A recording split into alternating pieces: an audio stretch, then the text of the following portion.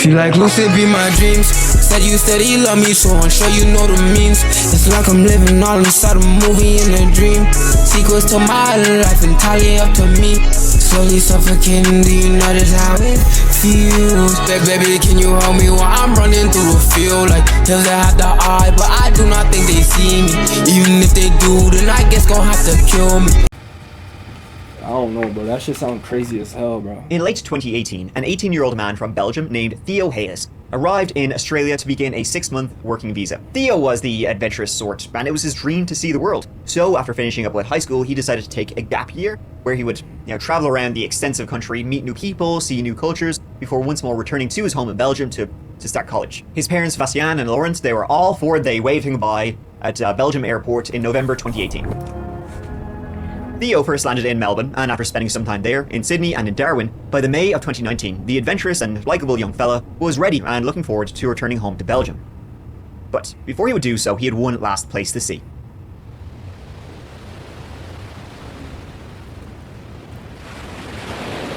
I might have heard about this. A place that's fairly well known around the world, Byron Bay. Byron Bay sits south of the Gold Coast, and it's well known for its beautiful beaches, its party atmosphere, sort of a backpacker's dream. And so there you would meet people from all over the globe. He checked into the Wake Up hostel close to Belongil Beach on May 29th. He was going to hang out there for a few days, see who he could meet, see what the fuss was about before returning to Sydney and flying home about a week and a half later. However, a week after he checked in, his family not hearing from him, they became worried. Now, not hearing from him for up to a week was not unusual for Theo. He was always on, some sort of adventure, always up to something, and he was so far away, but... That's why I don't fuck with traveling alone and using hostels. Yo, I be watching these murder mysteries a lot, and bro, a lot of motherfuckers be going to foreign countries, and, they go missing after being in, a hotel or some shit, or, they die, all type of weird shit. And gang, when I get lit, nigga, if I'm going to country, I'm moving around. You see how Speed be going city to city? This thing has mad security. That's how I'm moving, bro. Fuck that. But... he should have been back in Sydney by now, getting ready to come home to Belgium. So they were kind of expecting to start talking about that. That's when they realized something was probably quite wrong. It was also around this time that the hostel he was staying at, the Wake Up hostel, noticed he hadn't checked out, and he was supposed to have checked out a couple of days ago. Investigating his room, all his items were still there. His passport, his backpack, his clothes, everything. It seemed like he walked out one day expecting to return. But he hadn't. In fact, that's exactly... Disappearing cases. That's exactly what happened. The search has intensified for a Belgian backpacker who disappeared after a night out in Byron Bay. Police say the 18-year-old hasn't accessed his bank accounts or his phone in 10 days. Wow. Search efforts were today ramped up as police and SES crews scoured Byron bushland for any trace of the 18-year-old who was due to fly home to Belgium in 2 days after travelling around Australia since November last year. The friends he made during his stay forming their own search and handing out flyers to other backpackers, all baffled by his disappearance. We can't eliminate anything at this stage. Theo's parents soon flew to Australia, and the police began, a massive search to try and find him and try and determine his last known movements. What do y'all think He was last seen on May 31st, 2 days after he checked in. That evening, he had gone to a nearby liquor store with another backpacker to get drinks. Then they returned to the hostel before going into town at 9:30 p.m. to a bar called Cheeky Monkeys. However, before midnight, Theo was asked to leave, as the bouncers said he was too drunk. It seems he left alone, his friends staying at the bar. Oh, shit. Yo, I think... Okay, listen. There was another case, not recently, but there was a case where a motherfucker went out to the club drunk. I don't think a nigga killed him. There was a case where a nigga went out to the club drunk. Buff, shut the fuck up. Actually, there's multiple cases. There's one case where there was a girl who was, drunk, I think. And she went into, a hotel... And she was faded and she's stumbling and shit, and then she went to the back and then she went into the freezer. Just fucked up, slumped in the freezer and shit, and she ended up dying, freezing to death in the freezer, right? And then they found her, people thought she got killed, but she was drunk. There was another nigga who got really drunk, left the club alone, wandered out, and he slumped. He was so drunk he slumped and went into those big ass garbage bins, that green shit, those big ass green garbage bins that they take, the dump truck comes and grabs them. He went into one of those drunk as hell. And then bro, a garbage truck came, picked it up, and dropped the nigga in it, and it crushes. Remember, it crushes you. And it crushed the nigga in there and shit. I think this nigga got drunk, stumbled off somewhere, fell into some water, some shit happened. Shorty shouldn't get drunk in public, fam. I heard about that still. Yeah, fam, so yo, I think this nigga, that he probably got faded, wandered off, fell into a pond or river or some shit. Or I don't know, bro. Because There are multiple people who they said he went missing after he left the bar faded. They said the girl said, yo, you're too drunk, I can't serve you anymore. Any nigga who been to the bars or the club, you know when you go, if a nigga gets too faded, they're gonna tell you we can't serve you any more drinks, or they're gonna escort you out of the building. This is why you gotta have some company if you're tossed. Yeah, like bro, I don't even know anyone who just goes to the club alone. Like that's crazy. Going to the bar or club alone is crazy work. Nah, he ain't go missing. No, he's missing. The nigga is missing. I think he went somewhere. He fell in the water or some shit. Fell in a fucking one of them garbage things, whatever. I don't know if he got kidnapped. who met Theo that night said he was quite drunk, but he wasn't like, you know, puking or making a huge mess. He was still like compos mentis. He was still talking. He was still very polite. He was just like maybe a little bit too much, and this place could get quite rowdy, so the bouncers probably just wanted to kind of nip that in the bud. He was then later seen walking alone on the street, likely on his phone. Yo, I feel like the worst thing bars do though is kick niggas out when they're smacked. Because if you're kicking a nigga out there's so much cases where I've seen where niggas get kicked out of the bar when they're smacked, and then they end up dying. Like I've seen one where it's like a girl, she got kicked out of the fucking. Did you hear the one where the girl just got locked in the suitcase and then buried in the suitcase? She was there for weeks. I didn't even hear about that. Actually, maybe was it the Tinder date one? But yeah, like there's so many cases where like the bar, a motherfucker will get blackout drunk, they will kick you out. Even say you go there with your friends, sometimes the bar they'll kick you out. Cause yo, any nigga who goes to the club or the bar, you know you'll go there sometimes, and like you'll be with your homie, but then sometimes you'll disperse off. You'll go try holla at some girls or whatever. Your homie will go and like fucking talk to some girls. You guys start seeing people you know. Yo, what's good, gang? I haven't seen you in a minute. Da, da, da. You guys kind of go off and do your own thing and then link up a little bit later. Yo, there's times where you go to the bar. Yo, nigga, like cases I've seen where motherfuckers will go, they'll be doing that and then they'll be drunk. The bar will kick them out. This person gets kicked out the club now. Their friends don't even know they're kicked out. Their friends have no idea they're kicked out. So this motherfucker's drunk. They're not in the right state of mind. They start wandering. I've seen bare where that happened to girls. They start wandering. A nigga comes, kidnaps them. I saw one where a girl was drunk and she went into an Uber, and it turns out the nigga wasn't her Uber. Like she called an Uber and a random nigga pulled up like, oh, Uber. And she hopped in the car and the nigga was not an Uber and he like killed her and like R-worded her, all type of crazy shit, bro. I'm telling you. So I don't know. I don't think bars should be allowed to do that because that shit is bogus. Bars need to have like a place where they can send drunk niggas. Like you can't just pick a drunk nigga and throw them out into the street. See what I'm saying? First of all, that's not like, bro, we know you're immediately getting slapped. You're walking around faded, niggas will slap you with a public intoxication charge. Feel me? So I don't understand that. If I get drunk right now and I go outside and I'm drunk, the police come arrest me, yo, nigga, you're publicly intoxicated. But bars are allowed to throw niggas who they were serving alcohol to out into the public and then fucking, you know what I'm saying? I don't understand that. After that, things sort of go quiet. What was interesting though is that he wasn't walking in the direction of the hostel, even after looking for directions back to the hostel on his phone. That happened to me. I got kicked out and drugged and ended up in a Diddy. Nigga is 13 talking about Diddy party. What is this nigga talking about? Tracking his phone signal, they determined he'd ended up walking through some shrubs and bushes towards this other beach called Tallow Beach. It was weird. He was like continually searching for directions back to the hostel on his phone, yet he continued also walking away. See what I'm saying? He's so drunk that he's trying to go back to the hotel, the hostel, and the nigga is going in the wrong direction. That's how fucking faded this nigga is. Why would they throw him out the club? From where those directions were telling him to go. Almost as if he was being taken somewhere and wanted to know how to get back. He arrived on the beach, he sent some text I didn't talk to the AI service. messages, he watched some YouTube videos, it seems like he was, you know, fine just hanging out there. He was there for a couple of hours, and then weirdly the GPS on his phone had actually switched off. But from other signals on his phone, they could trace where he was going, not as accurately as his GPS could, and he ended up going to a lighthouse near Cape Byron. Man, I could never get that drunk in public. That's just me. That's just scary to me, only if I'm home. Are we gonna do it this fine night? Hopefully. I hope so. Or we're gonna do it tomorrow. I'm not sure yet. What was I about to say? Yeah, yo, the thing is I don't even know how niggas get that drunk, gang. Like me, even when I'm like super faded, like I still have wherewithal. Everyone's different, but when I get super smacked, I still have the wherewithal. Like say I'm too drunk, I'm like, do I need to get home? Let me get over. I can still tap into the right mind frame and be like, all right, yo, let me get home, let me do this. There are niggas who get blackout drunk and like they don't remember anything and shit. All type of crazy shit. His phone would ping a couple more times throughout the night, before finally pinging... Yo, I want you to remember that a nigga like Sizzy was born in fucking 2011, nigga. Niggas posting, oh, Slenderman, the good old days. Nigga, you were like 1. Shut up, nigga. Nigga missed MJ, nigga missed everything. At 1:40 p.m. the following day, in that same area, the lighthouse on Cape Byron. But that was it. You know if you're built like that? You know if you're built like that if you ever got smacked when you weren't supposed to? Say when you're like 7, 16, 15, you get drunk, if you go around your parents, and you survive and you're able to keep a good composure and they don't find out you're hated, then you're able to do that. I know niggas who got smacked, they went home and got caught by their parents. They couldn't keep themselves in control. If you're one of those niggas, you cannot go out alone, bro. Nigga don't know what growing and evolution means. No, nigga, that's not evolution, nigga. You missed everything. This nigga was 7 when Fortnite was popping off, fam. His phone has never been found. Bro, in front of my family, it was do or die. Exactly, that's what I'm saying. But for me, that's what I'm saying. I couldn't even imagine getting caught up because even in front of my family, I'm playing it sick. I'm playing it cool. But other niggas, they be smacked. They be sauced. They can't control themselves. Just like Theo Hayes.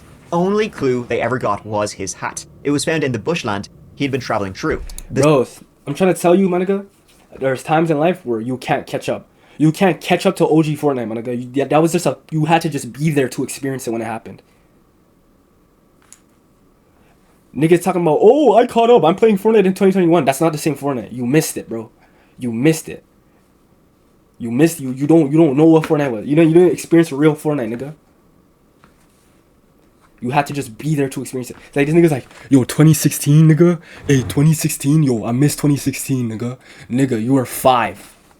You did not experience nothing, for nigga. months, You were in kindergarten picking your nose, learning 1 + 2, nigga. Not having answers means our family is unable to grieve and heal. A key question we are seeking to address is whether he was with someone on the night of May 31st, 2019, which we strongly believe to be the case. We have exhausted many avenues of investigation. It is an opportunity to get further information. We just want to try and fill those gaps for the family. Theo's phone has never been found, but the path he took that night was tracked on his Google account. Family of a missing Belgian backpacker Theo Hayes has vowed to stay in Australia until they find their son. New South Wales Police have suspended the search for missing Belgian backpacker Theo Hayes. Was Theo on his way to meet with somebody? Some people. Bro, 5 years old is not grade 2, gang. That is like kindergarten. That's SK. Was he drugged? 6 is grade 1, 7 is grade 2, 8 is grade 3.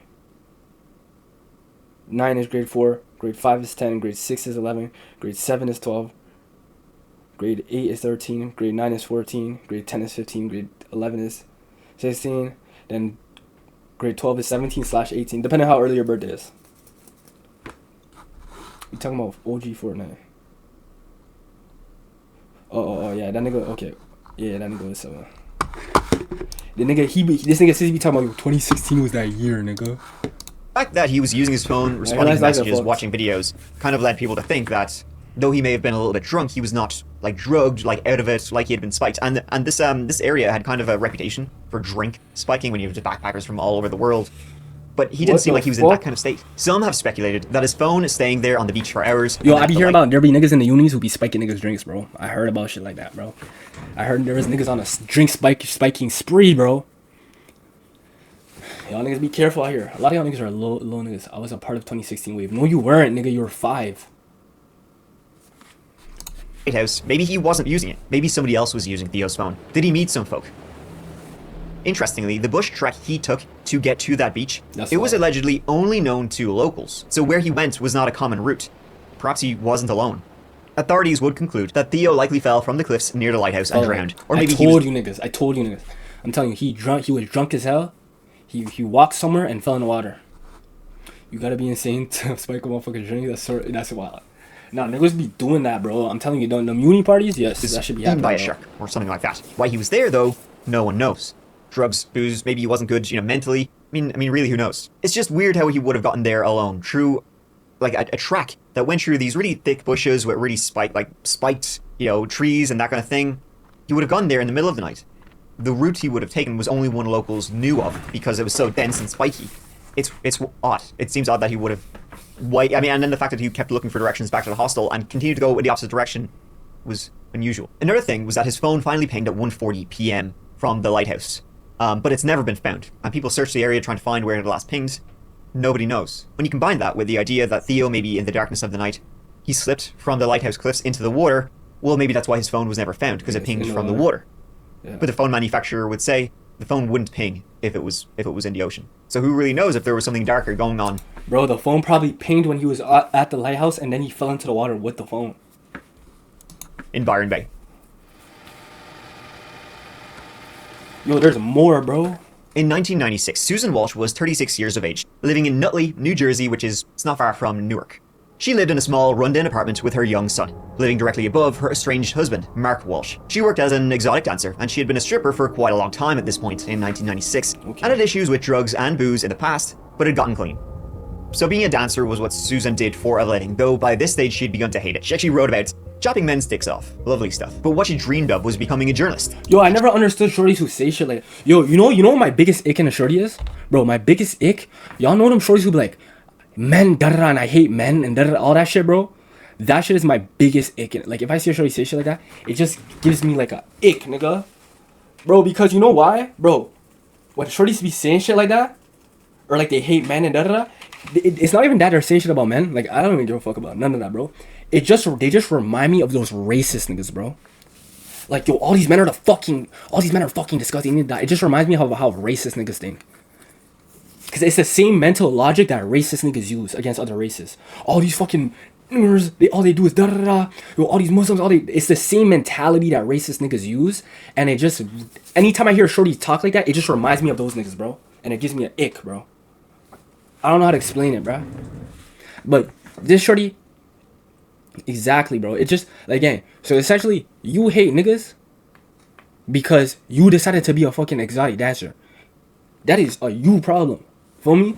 Bro, shorties will do the dumbest shit. Yo, I seen shorties date niggas. Like, bro, I'll see shorties date the goofiest niggas, the lamest niggas. Like, niggas who we laugh at, like, yo, that nigga's a weirdo. They'll date niggas like that, and then when the nigga does some weird shit and they break up, yo, men are just, I can't do it. Like, men, yo, this generation of men, you just have horrible fucking taste in people, my nigga. There's plenty of proper niggas out here, but you're the one who's making the selection you're making. You have to understand, a girl can go and slide on 100 niggas, and I promise you, if she slide on 100 niggas, probably 85 of them will want to fuck with her. At least 85 is going to try and fuck. No, bro, at least 85 is going to try and fuck. Now, if all of their intentions are genuine, that just comes to a girl being smart enough to be able to, okay, he doesn't want to fuck. He only messaged me late at night. He don't fuck. His body count is 200. He's a hoe. Da-da-da, shit like that. And then you filter them out. They don't do that. They just go and date a goofy nigga and then think all niggas aren't shit. It's the same shit. Niggas, yo, racist white niggas will have, my nigga, will go to fucking the biggest slums in, like, New York. Mind you, remember, like, in those areas, bro, the CIA, like, flooded those fucking communities with crack and shit in, like, the 80s. Like, bro, they'll go to communities like that and be like, yo, black people, it's the same mentality. I'm not gonna date a whore who and say women suck. Like, I gotta own up to the L I gave myself. What is this nigga talking about? Nah, like, yeah, like, that's the type of shit. That's like me getting into a relationship with an OnlyFans model and then being like, yo, this shorty cheated on me. Like, yo, I fucking hate women. Like, what the fuck? Are we slow? Are we dumb? Are we brain dead?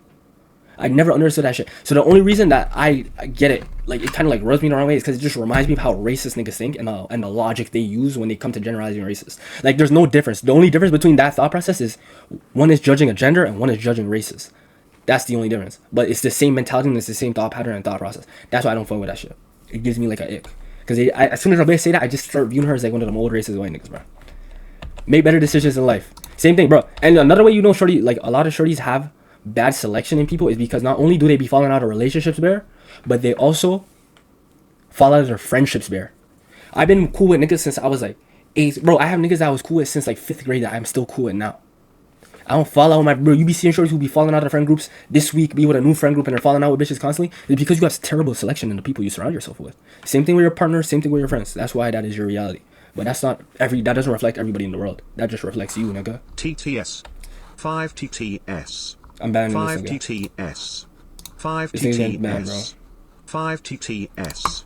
5 TTS. 5 How do I mute this shit, bro? 5 TTS. 5 TTS. 5 I'm telling you how to go, bro. 5 TTS. Yo, can a nigga tell me how? 5 TTS. 5 TTS. 5 TTS. This nigga's annoying. 5 TTS. 5 TTS. 5 TTS. 5 TTS. 5 TTS. 5 TTS. 5 TTS. Yo, how do I mute this shit, bro? 5 TTS. 5 TTS. Bro, I'm turning off TTS, bro. 5 TTS. How do I don't even, yo, realistically, this shit would have been off. I don't know how to do it, bro. 5 TTS. 5 TTS. 5 TTS. We're about to figure this out. This nigga is annoying, 5 bro. TTS. 5 TTS. 5 TTS. How do I mute this shit, bro? 5 TTS. 5 TTS. 5 TTS. 5 TTS. 5 TTS. 5 TTS. 5 TTS. 5 backslash. Bro, how do I mute fucking donations, bro? Or, I mean, TTS, bro. She was hella good at it. When she wasn't at the strip club, she was an investigative journalist, and interestingly, both avenues sort of went hand in hand, because working as an exotic dancer and as a stripper, she would meet and come into contact with all of these sort of shady characters, and all of these very dark, disturbing stories about the seedy underbelly of New Jersey and New York City. She was doing exposés on the seedier sides of New York City where she worked. Exposés? Wait, what? But had gotten clean. Journalist. And she was hella good at it. When she wasn't at the strip club, she was an investigative journalist, and interestingly, both avenues sort of went hand in hand, because working as an exotic dancer and as a stripper, she would meet and come into contact with all of these sort of shady characters, and all of these very dark, disturbing stories about the seedy underbelly of New Jersey and New York City. She was doing exposés on the seedier sides of New York City where she worked. Okay, so she became... For example, a piece she wrote about Russian mobsters trafficking women won her huge praise in journalistic circles. She's going to die. She got killed. I'm telling y'all niggas that right now. Bro. You are writing articles exposing the fucking mafia. You are going to die, bro. I'm gonna just keep it a step. You're going to die. I don't give a fuck what the bag is looking like. I'm not playing with the fucking mafia, bro. If my bosses with mad security and mad fucking hitmen and shit get knocked off every day, bro, you're gonna get knocked off. Or you're exposing them. It's not even like you're just writing it, nigga, you're exposing them. You're going to die, bro. So pull it on deck. Right, let's get this shit. In the city. She was lauded as a hard-working, talented writer who was fearless. She was fascinated with various dark subcultures. And in New York, there was no shortage of stories to tell.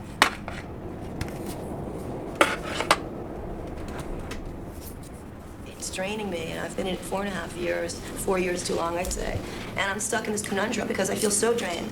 And I'm damaged right now. I really get back. Very damaged from this business. I'm hurting very bad. However, after writing the Russian mob piece, she'd become quite worried, not only for herself, but also for her young son. She began to worry late into the night about, Bro, why did you even putting your family in that situation, my nigga?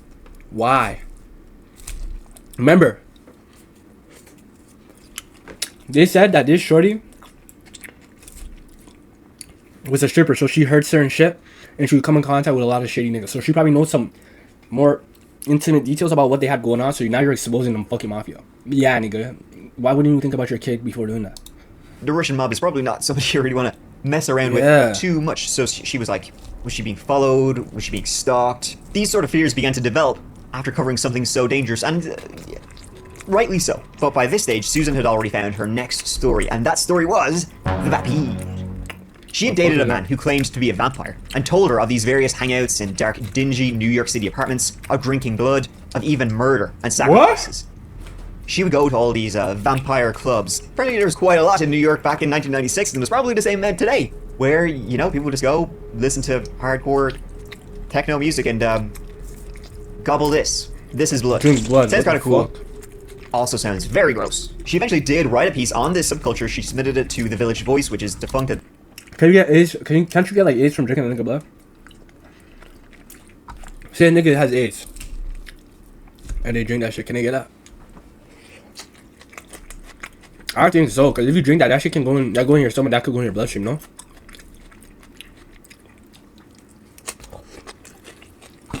Yeah, you deaf can. Yeah, that's crazy. At this point, you gonna go to a party full of niggas who are junkies and drug addicts and drink their blood, nigga? She was told the piece on Rest in peace. vampires was great, but it lacked some objectivity, so she was told to go home and rewrite it.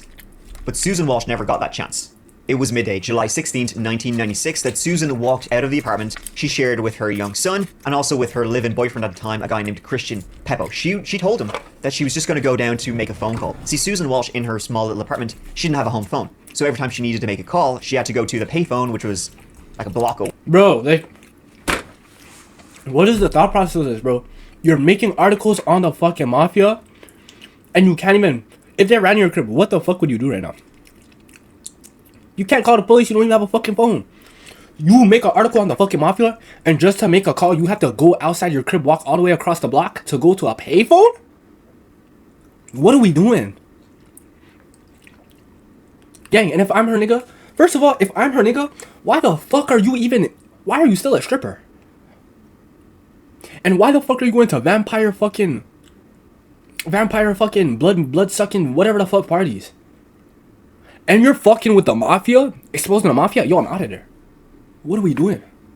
Away. She did this every single day, but she said she would be right back, and she left everything in her apartment, her purse, her ID, basically everything you think she would need. But after that, she vanished. She was never heard from again after she left the apartment around midday. People began to notice she was missing when later on that same July day, a friend of her was paging her, because pagers were all the rage at the time, paging her to no response. This friend eventually went to Susan Walsh's apartment, knocked on her door. Susan Walsh's apartment was empty. It turned out that Christian, Susan's boyfriend, and her young son, they just popped out at the time. And then when they got back, they were like, yeah, no, Susan never came home. She just went to make a call. And that was it. When the investigation began, police started with, as you can imagine, both Christian, Susan's boyfriend, and Mark, her estranged husband. But both were cleared relatively quickly of having anything to do with what happened to her. So had she gone to the payphone? Had she even made a call from that payphone? Thing was, when the police checked nearby payphones to see if that could give them a lead as to where she had gone, there was no record of any outgoing calls from any of the nearby payphones that morning. Either she never made it, or never intended to make a call and just wanted an excuse, yet she took no money or items with her. But interestingly, an employee at a pizza place, which was directly across the road from Susan Walsh's apartment, he claimed he saw her go back in to the apartment that afternoon. So he says he's full sure he saw her go home after she made that call. Susan was working on a variety of stories, not only the vampire one, but remember this is in 1996 too, so these niggas probably didn't even have cameras like that for real. Other ones, and she was working on documentaries, writing books, so on and so forth. So she didn't have a phone. She kind of did everything a little bit old school. So she would have a calendar, writing in, meeting this person, interviewing this person, so on and so forth. But the calendar in her apartment was missing the entirety of July 1996, as if somebody had just... Police investigated Susan Walsh's disappearance for 6 weeks, ultimately coming up empty-handed. They had no idea of what had happened to Susan. Others do, though, and none of them good. Some tips came in that Susan was working as a sex worker and had been spotted in black limos. Every time somebody called out to her, though, she would speed away. Another sex worker said a woman who resembled Susan told her entire life story, things which were not publicly available. Some think she had been trafficked, maybe by the same Russian mob she wrote about. Had they killed her? Had she relapsed into the addiction that she once had? Allegedly, Susan had a stalker, someone who was out to get her. What? Not even as a result of her writing, it was an ex-lover. She had to file a restraining order and everything. Did they investigate that, though? It's probably a stalker right now. I do have a stalker. As I said, Susan didn't have a home phone. She would have to use the payphone like every day that was a block away. Yo, I'm not gonna lie. This is just A1, like, lacking, bro. Again, condolences to her family, but bro, you're playing with fire, bro. You're stripper slash escort, so you're already attracting weird. Bro, once you're even doing OnlyFans, nigga said, my fault, bro. I was bugging. My text only showed I sent TTS 2 times. This thing is a fucking lie. Okay, listen, bro. You're a sex worker slash escort. You're already attracting weird niggas to you. Same thing with fucking doing OnlyFans. You're attracting weird niggas to you. Both of those things, they attract weird niggas. But you're a stripper escort. You're attracting weird niggas to you. Then you make a fucking article about the mafia, exposing the mafia. Then you're linking around these fucking, what's it called? These fucking vampire niggas. What the fuck? Then on top of that, you have a stalker. And you don't even have a phone in your house if a nigga ran in your house right now. So you have to still walk outside, walk around the block to go to a payphone to make a call. If that isn't the most dangerous way to live I ever heard in my fucking life, I don't know what is, bro. So, if somebody was out to get her, maybe wanted to do something, nab her, they could easily just wait there on the street, public property street. Wait there all day till she eventually went to use that phone to make a call, which she always did.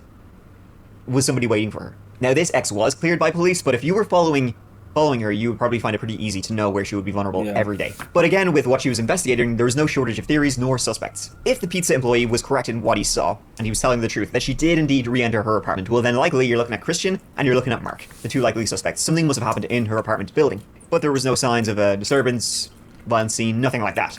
But Mark always refused to let the police search his apartment. Her estranged husband, who allegedly was not very happy with the work she was doing, like being a stripper and all that kind of thing. He was so... Nigga, why would you marry her? What are we doing, bro? Maybe she started doing that shit after, but from what I'm assuming is she was probably already doing it, and then you married her. It sounded like she was doing this shit for a while. So unhappy that she was doing it, he murdered her. And it's unlikely she left of her own volition. She was in the middle of a master's program. She was working on documentaries, on books, on news articles. Sure, her young son, her 11-year-old son, she wouldn't have left him behind. Was it the Russians? Was it the vampires? Police looked into both of those and came up empty-handed. And there was no trace of this well-known journalist on the rise. She was... And then this is another thing. She was into it with so many niggas that, like, there's no way to even find out who could have possibly did the shit. It could have been a mob. It could have been one of the stalkers. It could have been one of those weird niggas from the fucking strip club. It could have been those vampire niggas. Like, she could have been her ex-husband. It could have been her boyfriend. There's too many niggas. They're not gonna find that out. And it's 1996 with no cameras. They're not finding that out. She was in too much shit, bro. Sinking her teeth into some scary shit. Maybe rest in peace, Nosferatu sunk them right back at her. Real shit, condolences to her family, but she was into way too much shit. Thank you so much for being here. It's like if I beef with every gang. I beef with the Bloods, Crips, the fucking MS-13. I beef with GDs, BDs, and then I die. Nigga, you're not gonna know who the fuck did shit to me. There's way too many niggas I'm into it with. Pre-2000s, it's insane how easy crimes were to commit. I wouldn't even say they were easy. Like, niggas would still get found out, but the difference is that in her, like I said, the amount of motherfuckers that she was into it with, there's no way they're finding that out back then. There's no way. We're into it with too many niggas. Vampire niggas, what the fuck? The Russian mob, what the fuck? Strip club, you have weird niggas at the strip club. Then you have a stalker. Then your estranged husband. Then your new boyfriend. There's too many fucking possible niggas who it could be, where there's no actual way for them to find out. I really appreciate you being here for this whole episode of that Holy chapter. Fuck. As you can see, changed the background because I actually really love this background, but had to do some painting and fix up some stuff. I hope the microphone. Baby, I like just how you blushing. And maybe we could bust it at the function. Turn nothing to something. Wish you could just see the horrors of my life may upbring.